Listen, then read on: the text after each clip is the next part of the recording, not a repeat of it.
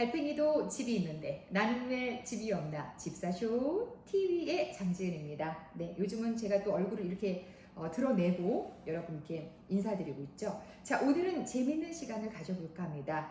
앞으로 나올 청약지 두 곳 빅매치가 될 것 같습니다. 대치, 에델러이, 에델러 간다 하는 대치동, 에델러이, 여기에다가 또 잠실의 레미안 아이파크 두 곳이 곧 청약시장에 나올 텐데요. 좀 고가점자들이 어디가 더 좋을까요? 라는 질문들을 많이 남기시더라고요. 그래서 제가 입지를 분석해드리는 시간을 갖겠습니다. 이 두 지역은 제가 또 살아본 지역입니다. 잠실은 리센츠에서 6년 정도 살았고요.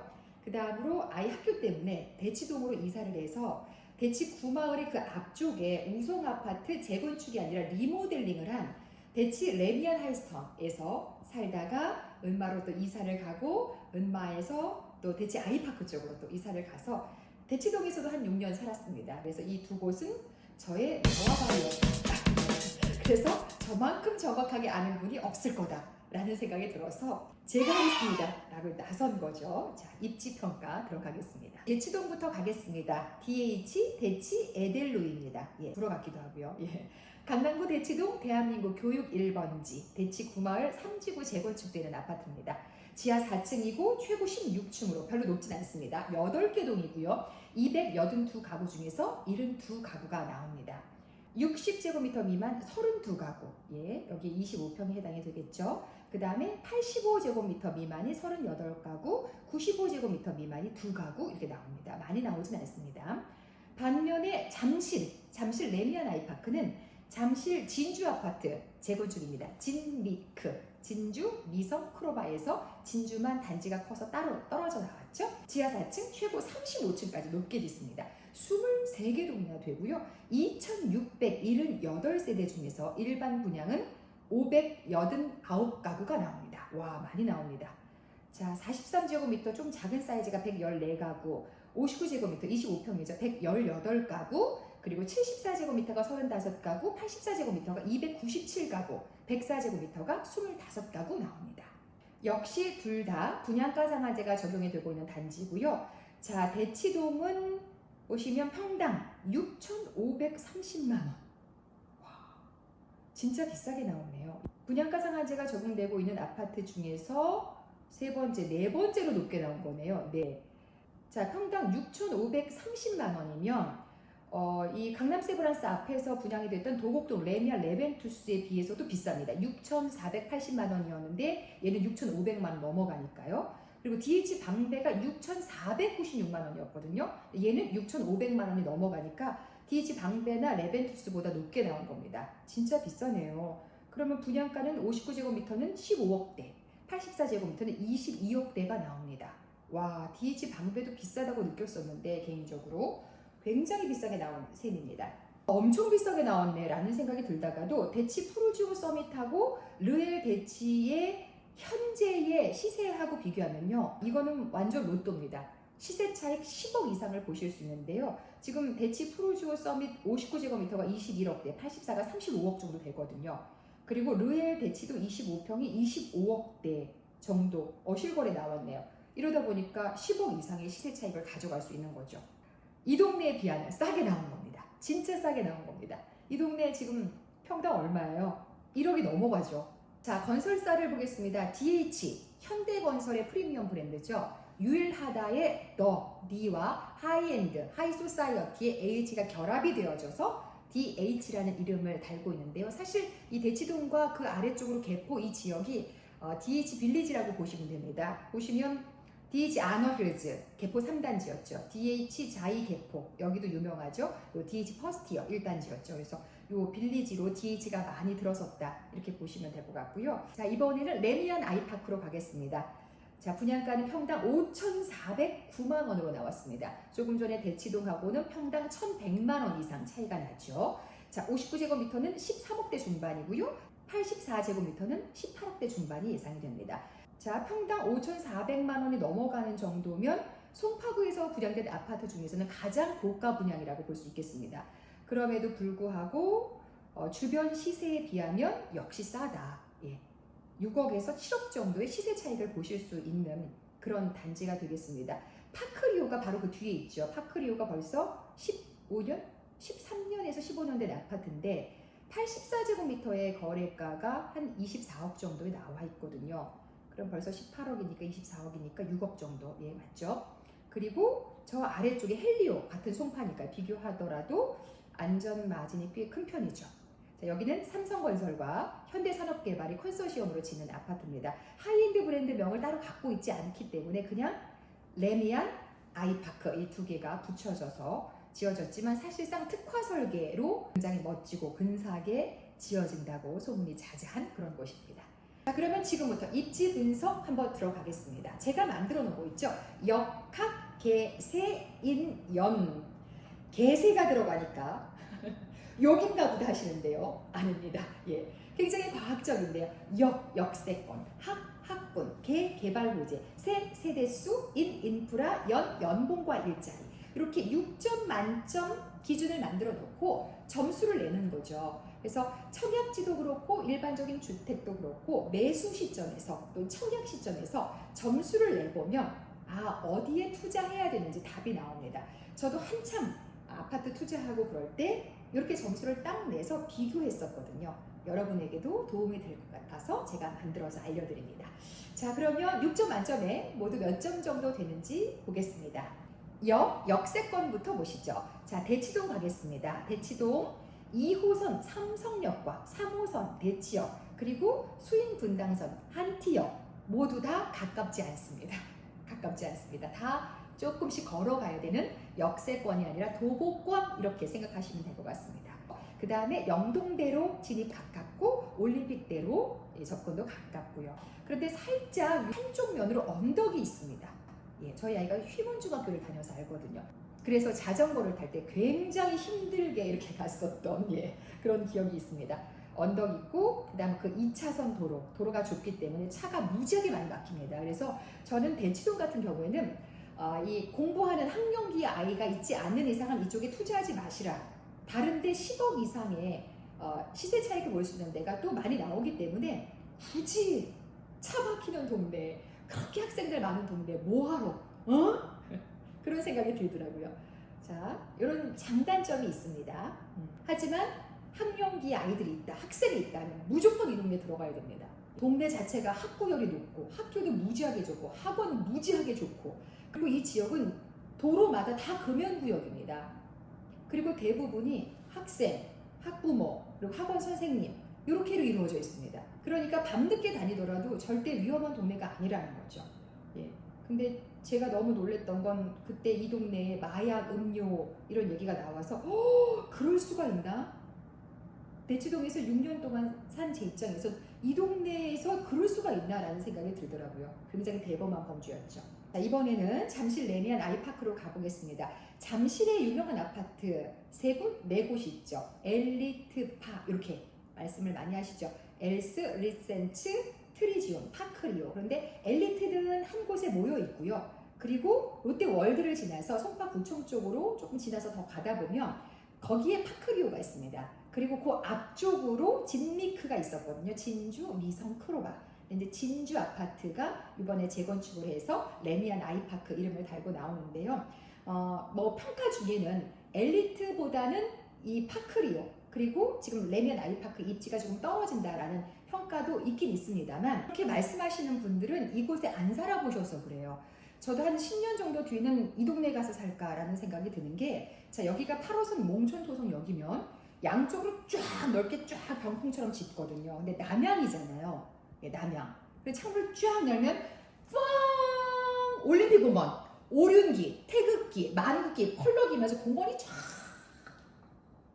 저녁마다 먹고 소화시키러 운동하러 다니고 막 날씨 좋을 때는 돗자리 챙기고 도시락 싸가지고 쫙 펼쳐놓고 낮잠도 자고 올 수 있는 자, 이 서울 지역에요. 이렇게 큰 공원이 있는 곳이 잘 없습니다. 우리 동네도 공원 있는데 놀이터 수준 말고요. 정말 쫙 펼쳐진 공원.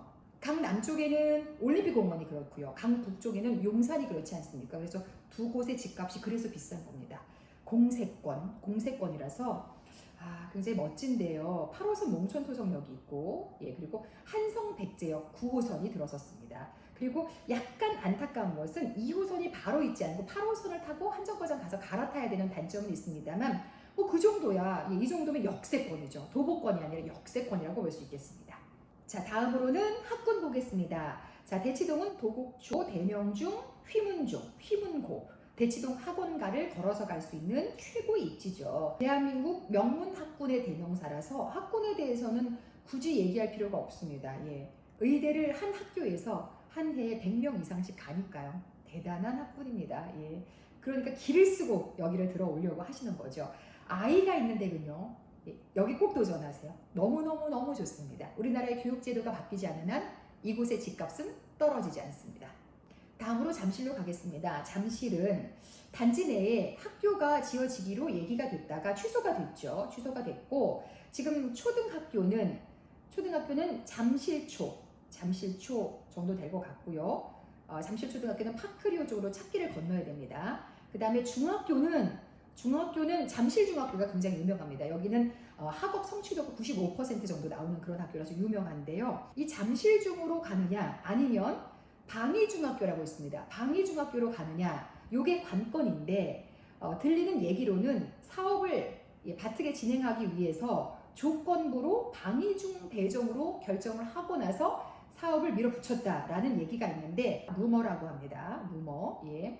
그런 거 결정된 바 없다고 합니다. 자, 근데 이제 우리가 그냥 듣기로는 잠실중도 괜찮고 방위중도 괜찮지 않나 이런 생각을 하는데 방위중의 아이들은 빌라촌에서도 아이들이 오기 때문에 보내고 싶지 않다 이렇게 얘기를 하시더라고요. 제가 이 얘기를 듣고 굉장히 화가 많이 났거든요. 여러분 빌라촌에서 온 아이들은 다 나쁘고 다 공부 못합니까? 그러면 신축에서 온 아이들은 다 착하고 다 공부 잘합니까? 그런 거 아니잖아요. 그런데 이런 얘기들을 입 밖으로 내뱉으면서 학교를 나누고 편을 가르는 이런 엄마들이 계시더라고요. 자, 대한민국의 수준 낮은 그 속물근성의 엄마들 때문에 이런 아주 후진 저급의 이런 편견들 때문에 아이들 교육이 망치고 있다는 생각을 안 하십니까? 자, 이제 이쯤 하겠습니다. 화가 너무 많이 나네요.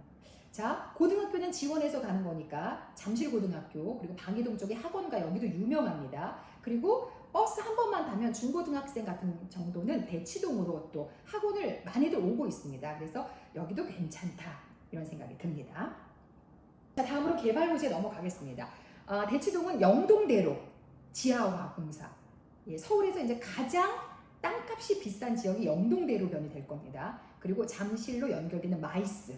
예, 그리고 또 잠실 쪽의 개발 호재는 롯데월드가 리모델링 이슈를 가지고 있습니다. 이쪽에 지금도 가보면 관광지라서 외국인들 너무 많고 어디 놀러 온 듯한 그런 기분이 드는데요. 이렇게 개발 호재가 있고 그리고 이 일대에 잠실 5단지 그리고 장미아파트 그리고 르엘 바로 옆이죠. 미크 재건축 르엘 그리고 레면 아이파크 다 들어서게 되면 너무너무 깨끗하고 멋진 도시가 될 겁니다. 자, 다음으로 세대수 체크해드립니다. 대치동 세대수 너무 아쉽습니다. 대신 DH로 짓기 때문에 커뮤니티도 잘 만들어질 예정이라고 하고요. 세대수는 오히려 잠실이 아주 뛰어나죠. 2000세대가 훨씬 넘어가죠. 그래서 커뮤니티 시설도 뛰어나고 그 다음에 특화 설계로 아주 잘 지어질 예정이라고 합니다. 인프라 보겠습니다. 대치동 현대백화점 가깝습니다. 코엑스 가깝고요. 롯데백화점 강남점 있고요. 잠실운동장, 한강 그리고 탄천변 가서 운동하기도 굉장히 좋습니다. 자전거 타기 좋고요. 그 다음에 잠실로 넘어오시면 잠실 쪽의 인프라가 굉장히 뛰어나죠. 올림픽공원 요거 하나로 사실 다 끝납니다. 사실 둔촌주공이 그렇게 유명해질 수 있었던 건 세대수도 12,000세대가 됩니다만 바로 앞에 올림픽공원이 있었기 때문이거든요. 근데 둔촌주공은 강동구에 속하고요. 바로 그 옆에 올림픽 선수촌 아파트가 대박입니다. 진짜 대박이에요. 그 올림픽 선수촌 아파트조차도 북쪽으로 공원을 바라보고 있거든요. 그런데 레미안 아이파크는 남쪽으로 공원을 바라보고 있기 때문에 뷰가 기가 막힙니다. 여러분 이 아파트 진짜 너무 좋아요. 특히 84제곱미터 같은 경우는 공원 조망이 가능한 세대가 나온다고 하니까 도전해 보셔도 좋을 것 같습니다. 또 하나의 장점은 석촌호수를 걸어서 가깝게 갈 수 있다는 건데요. 여기도 공원이죠. 오히려 걸어서 한강을 가는 것보다 석촌호수를 가는 게 훨씬 더 가깝습니다. 가다 보면 제가 자주 가는 속리단길이 있습니다. 그래서 맛집도 너무 많아서 이 동네 너무 좋습니다. 더블 공세권이라고 보셔도 좋을 것 같고요. 정말 좋은 건 아산병원에 가깝다는 겁니다. 그러면 노후에 이 동네에 9평 정도에 살면서 평소 때는 올림픽 공원 가서 운동하고 또 몸이 안 좋으면 아산병원에 가깝게 들리고 거기서 관리받고 너무 좋지 않습니까? 그래서 저는 이 레미안 아이파크 신축 여러분 살기 좋은 아파트이기 때문에 꼭 도전하시라고 말씀을 드리고 싶어요. 시세 차익은 대치동 쪽이 더 날 수 있습니다만 오래오래 살다 보면 차 막히고 그런데 애도 다 컸고 하니까 이쪽으로 넘어올까 이런 생각 하게 돼 있거든요. 본인의 연령대에 맞게 상황에 맞게 이렇게 청약하시면 좋을 것 같습니다. 다음은 연봉과 일자리입니다. 반포는 사업가들이 많고요.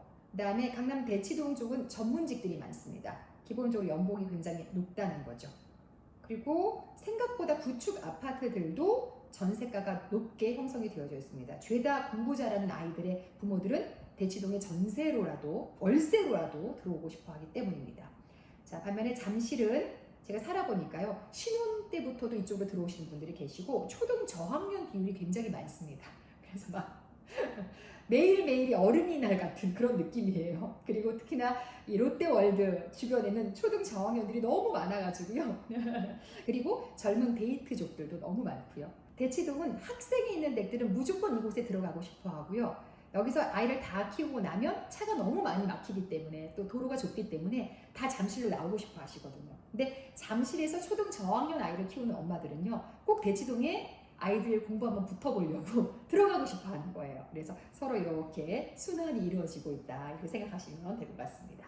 자, 이렇게 해서 역학, 개세, 인, 연으로 6가지를 살펴드렸는데요. 점수를 한번 내볼까 하다가 섣불리 점수 냈다가 또 욕을 바가지로 먹을 것 같아서 내지 않겠습니다. 예. 자, 그래서 결론을 내겠습니다. 제가 내린 결론은 나는 투자 쪽을 원한다. 그리고 아이가 한참 공부할 시기다 하시면 대치동 쪽으로 가시고요.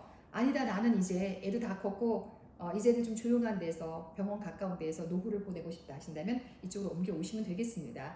이번에는 점수가 높을수록 조금 고민이 될 것 같은데요. 왜냐하면 우리 애는 다 컸는데 점수는 높고 대치동 넣어야 되나?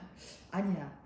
그쪽에서 2년 3년 살다가 그거 팔고 잠실 넘어올까? 뭐 이래도 되고 하여튼 행복한 고민을 하시면서 청약에 임하시면 되겠습니다. 둘 다 입주자 모집 공고 나오면 각각 정확한 브리핑 그리고 그 누구도 할 수 없는 전매 특허 집사실만의 전매 특허 자금 마련 플랜 구체적으로 계약금 중도금 잔금 대출 어떻게 뽑아서 쓸 수 있는지 아주 세세하고 낱낱이 알려드리는 시간 갖도록 하겠습니다. 저는 다음 시간에 뵙겠습니다. 고맙습니다.